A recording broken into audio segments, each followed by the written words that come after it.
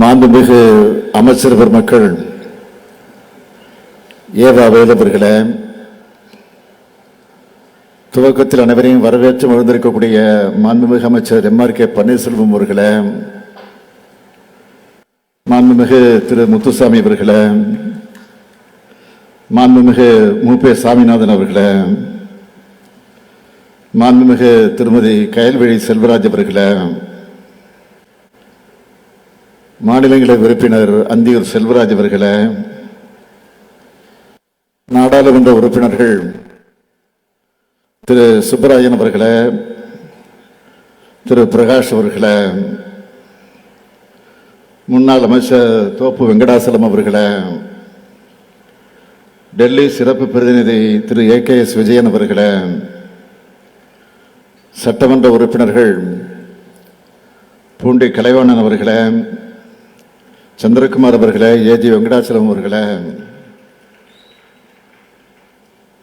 அரசு செயலாளர்களே, திரு சுப்பையன் ஐஏஎஸ் அவர்களே, திரு தட்சிணாமூர்த்தி ஐஏஎஸ் அவர்களே, இயக்குநர்கள் திரு முருகேஷ் ஐஏஎஸ் அவர்களே, திரு குமரவேல் பாண்டியன் அவர்களே, மாவட்டத்தினுடைய ஆட்சித்தலைவர் திரு ராஜகோபால் ஐஏஎஸ் அவர்களே, உள்ளாட்சி அமைப்பினுடைய பிரதிநிதிகளே, அரசு உயர் அலுவலர்களே,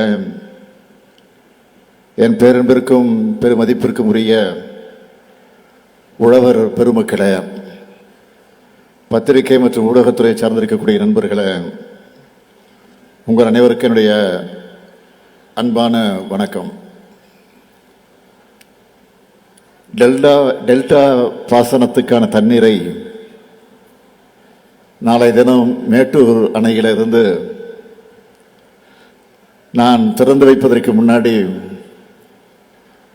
இன்று மேற்கு மண்டல வேளாண் பெருங்குடி மக்களான உங்களை சந்திப்பதில் நான் மிகுந்த மகிழ்ச்சி அடைகிறேன். வேளாண் கண்காட்சி மற்றும் கருத்தரங்கம் இந்த நிகழ்ச்சியை வேளாண்மை உழவர் நலத்துறை சார்பில் ஈரோட்டில் மிக சிறப்பாக ஏற்பாடு செய்திருக்கிறார்கள். அதற்காக முதல்ல என்னுடைய பாராட்டுக்களையும் வாழ்த்துக்களையும் நான் தெரிவித்துக் கொள்ள விரும்புகிறேன். இந்த பிரம்மாண்ட கண்காட்சி அரங்குகளை பார்வையிட்டப்போ என் மனசில் அளவில்லா மகிழ்ச்சி உண்டாச்சு. அதுக்காக வேளாண் பொதுமக்கள் ஒவ்வொருத்தருக்கும் தனித்தனியா என்னுடைய வணக்கத்தையும் நன்றியும் நான் தெரிவிச்சுக்க விரும்புகிறேன். விவசாயிகளால தான் இந்த மண்ணும் மக்களும் மகிழ்ச்சியோட மனநிறைவோட உணவுப் பொருட்கள் கிடைச்சு உடல் வலிமையோடு வாழுறாங்க. தமிழ்நாட்டின் வேளாண் பெருமக்கள் எல்லோரும் வாழ்வாங்கு வாழ்கன்னு இந்த ஈரோடு மண்ணிலிருந்து ஈர உணர்வோடு நான் பார்க்கிறேன். இந்த துறையை ஒரு விவசாயிக்க உரிய அக்கறையோடும் பொறுப்போடும் நடத்திட்டு வர்றாரு. யாரு? நம்முடைய வேங்கை மைந்தன் மாண்புமிகு அமைச்சர் எம்.ஆர்.கே. பன்னீர்செல்வம் அவர்கள். இந்த கண்காட்சி கருத்தரங்க நடத்துவதற்கு இந்த ஈரோடு மாவட்டத்தை ஏன் தேர்ந்தெடுத்தாங்கன்னு பார்த்தா, ஈரோடு வேளாண்மையில வளர்ச்சி பெற்ற பல முன்னோடி விவசாயிகளை கொண்ட மாவட்டம் இந்த மாவட்டம். குறிப்பா சொல்லணும்னா, மாவட்ட மொத்த வேளாண் உற்பத்தி 12,021 ரூபாய் என்ற அளவில் மாநிலத்தில் 8வது இடம். காளிங்கராயன் மற்றும் கீழ்பவானின்னு முக்கிய பாசன கால்வாய்கள் இருக்கு. இந்தியாவோட மஞ்சள் மாநகரம் ஈரோடு. அதனால இந்த கண்காட்சி ஏற்பாடு செஞ்சு சரியான முடிவை எடுத்திருக்கிறாங்க. ஆட்சி பொறுப்பேற்றதுமே முதல் வேலையா வேளாண்மை துறைன்னு சொல்லாம உழவர் நலனையும் உள்ளடக்கினதா இருக்கணும்னு வேளாண்மை உழவர் நலத்துறை அப்படின்னு பெயரை மாற்றணும்.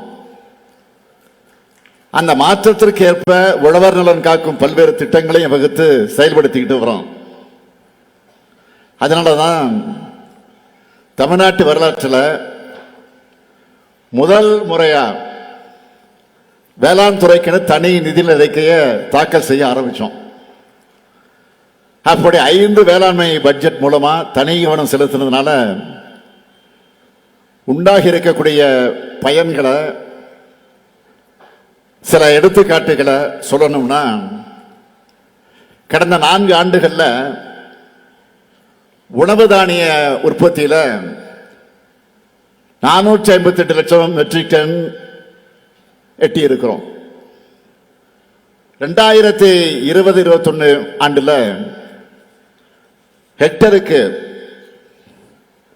2235 கிலோவா இருந்த உணவு தானிய பயிர்கள் உற்பத்தி திறன் 2024-25 ஆண்டுல 2871 கிலோவா அதிகரிச்சிருக்கு. அது மட்டுமல்ல, கூட்டுறவுத்துறை மூலம் 62,352 கோடி ரூபாய் பயிர்க்கடன் மற்றும் கால்நடை பராமரிப்பு கடனா 81 லட்சம் விவசாயிகளுக்கு வழங்கப்பட்டிருக்கு. சிறப்பு கால்நடை சுகாதாரம் மற்றும் விழிப்புணர்வு முகாம்கள் நடத்தப்பட்டு 26 லட்சம் விவசாயிகள் பயன் பெற்றிருக்கிறாங்க. தமிழ்நாடு முழுக்க 2 லட்சம் இலவச வேளாண் மின் இணைப்புகள் வழங்க அறிவிக்கப்பட்டு இதுவரை 1,84,000 இணைப்புகள் 2,184 கோடி ரூபாய் செலவில் வழங்கப்பட்டிருக்கிறதை நான் பெருமையோடு தெரிவிக்க விரும்புகிறேன். இலவச மின்சாரத்துக்கு மட்டும் இதுவரை மொத்தம் 26,223 கோடி ரூபாய் செலவிடப்பட்டிருக்கு. ஒன்றிய அரசால நிர்ணயிக்கப்பட்டிருக்கக்கூடிய குறைந்தபட்ச ஆதரவு விலையை விட கூடுதலா சன்னரக நெல்லுக்கு குவிண்டாலுக்கு 105 ரூபாயும் பிற ரகங்களுக்கு 130 ரூபாயும் ஊக்கத்தொகையாக வழங்கப்பட்டு வருது. கரும்பு விவசாயியுடைய நலன் கருதி ஒன்றிய அரசு அறிவிச்சிருக்கக்கூடிய ஆதார விலையான 1 டன்னுக்கு 3,151 ரூபாய்க்கு மேல 349 ரூபாய் சிறப்பு ஊக்கத்தொகையா வழங்குகிறோம். இப்படி விவசாயிகளுக்கு பார்த்து பார்த்து செய்யறதுனாலதான் வேளாண்மையும் பெருகி இருக்கு, உழவர்களும் மகிழ்ச்சியா இருக்காங்க. இருக்கீங்களா இல்லையா சொல்லுங்க. அகில இந்திய அளவில் பயிர் உற்பத்தி திறன்ல தமிழ்நாடு பெற்றுள்ள இடங்களை சொல்லணும்னா, சிறு தானியங்கள் கேழ்வரகு, எள் மற்றும் துவரையில் முதலிடம், மக்காச்சோளம், மொத்த எண்ணெய் வித்துக்கள் மற்றும் கரும்புல 2வது இடம், குறுதானியங்கள் மற்றும் நிலக்கடையில 3வது இடம். இப்படி வளர்ச்சி அதிகரிக்க வேண்டும் தான் கலைஞருடைய அனைத்து கிராம ஒருங்கிணைந்த வேளாண் வளர்ச்சி திட்டத்தை செயல்படுத்தணும். நகரங்கள் மட்டும் இல்லாம தமிழ்நாட்டில் இருக்கக்கூடிய ஒவ்வொரு கிராமமும் அதுக்கு இணையான வளர்ச்சி அடையணும்னு அனைத்து கிராம அண்ணா மறுவழி திட்டத்தை இணைச்சு மொத்தம் இருக்கக்கூடிய 12,525 கிராம ஊராட்சிகளையும் இதில் செயல்படுத்தப்பட்டு வருது. மண்ணுயிர் காத்து மண்ணுயிர் காப்போம் என்ற திட்டத்தை கடந்த ஆண்டு செயல்படுத்தணும். தானியங்கள், காய்கறிகள், பழங்கள் விளைவிக்கிறத ஊக்கப்படுத்த அதற்காக இந்த திட்டத்தில் 20 லட்சம் விவசாயிகள் பயனடைந்திருக்கிறாங்க. அது மட்டுமல்ல, தோல்ல துண்டு போட்டுக்கிட்டு வேஷம் போடுகிற போலி விவசாயிகள் நாங்கள் கிடையாது. உங்களுக்கு ஒரு பிரச்சனை வந்தா முதல் ஆளா துணை நிற்கிறவங்க நாங்க. கடந்த 4 ஆண்டுகள்ல விவசாயிகளுக்கு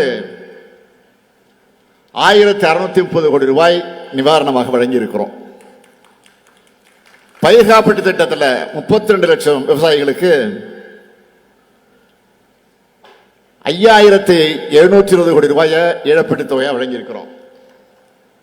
அது மட்டும் இல்ல, ஏராளமான சிறப்பு திட்டங்களையும் செயல்படுத்திட்டு இருக்கிறோம்.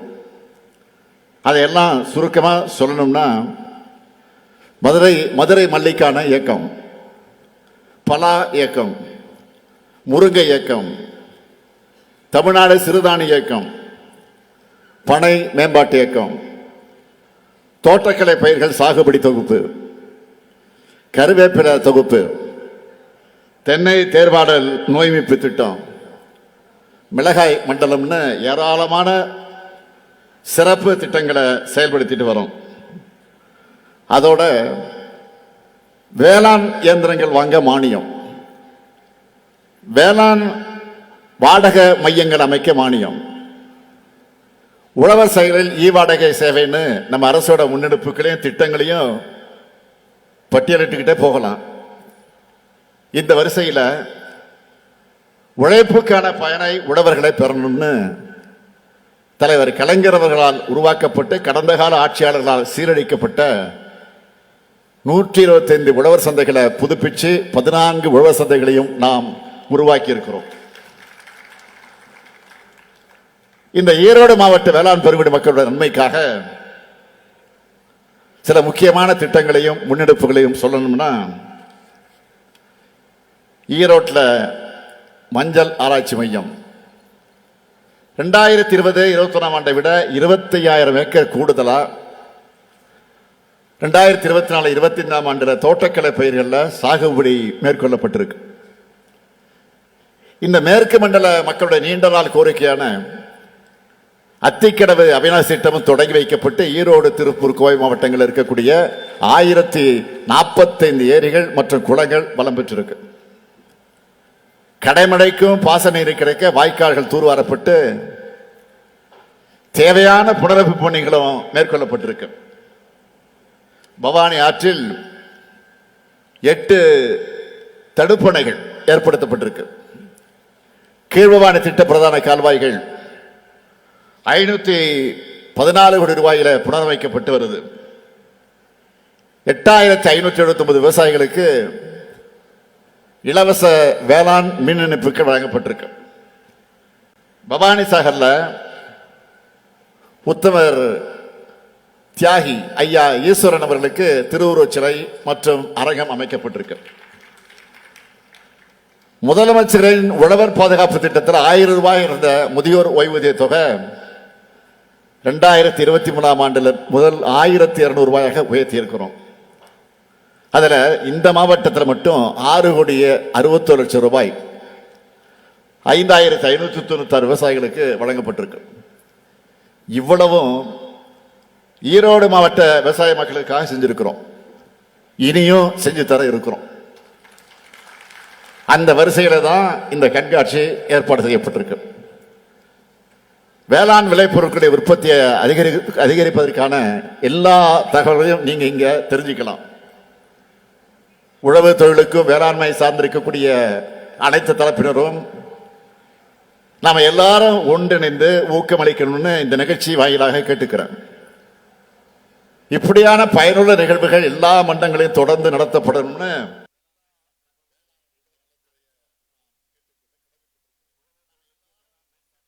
ஊக்கமளிக்கணும்னு இந்த நிகழ்ச்சி வாயிலாக உழவு என்பது தொழில் மட்டுமல்ல, அது நம்முடைய பண்பாடு. நிலத்தை 5 நிலையாக பிரிச்சு வாழ்வியல் விபத்த இனம் நம்முடைய தமிழினம். அந்த நிலத்தை எல்லா வகையிலும் நாம் வளப்படுத்தி உயர்த்தணும். வளமான நிலங்களையும் பயிர்களுக்கு நடுவே களைகள் நுழைக்கும் என்பது விவசாயிகளுடைய இருக்கக்கூடிய உங்களுக்கு நல்லா தெரியும். அப்படிப்பட்ட கலையாதான் கடந்த அதிமுக ஆட்சி இருந்துச்சு. எல்லா வகையிலும் விவசாயிகளுக்கு துரோகம் செஞ்ச ஆட்சி அது. ஒவ்வொரு விஷயத்துக்கும் நீங்க எப்படியெல்லாம் போராடுறீங்கன்னு கொஞ்சம் நினைச்சு பாருங்க. இன்னைக்கு அந்த நிலைமை மாறி இருக்கு. கடந்த ஆட்சியில விவசாயிகளுடைய தற்கொலை அதிகமாச்சு. உழவர்களுடைய உரிமையை பறிக்க முயன்ற 3 வேளாண் சட்டங்களை எதிர்த்து டெல்லியில வெயிலையும் மழையிலையும் விவசாயிகள் போராடி அடக்குமுறையை எதிர்கொண்டப்போ பூச்சமே இல்லாம அந்த சட்டங்களை ஆதரிச்சு பேசி பச்சை செஞ்சவங்க தான் அவங்க. அதனாலதான் நீங்க தோக்கடிச்சீங்க. வேளாண் பெருங்குடி மக்களான உங்களை நான் கேட்டுக்கொள்வதெல்லாம் அது போன்ற கலைகள் நாட்டிலிருந்து மொத்தமா களையப்படணும். உலக பெருங்குடி மக்களான உங்களுக்கு இன்னும் பல திட்டங்கள் திராவிட மாடல் ஆட்சியில வர இருக்கு. மீண்டும் நம்ம திராவிட மாடல் 2.0 ஆட்சிதான் அமையும். அதுக்கு உழவர்களை காக்கக்கூடிய இந்த அரசுக்கு உழவர் பெருமக்கள் அனைவரும் உற்ற துணையாக இருக்க வேண்டும் என்று உங்களை அன்போடு கேட்டு விடைபெறுகிறேன். நன்றி, வணக்கம்.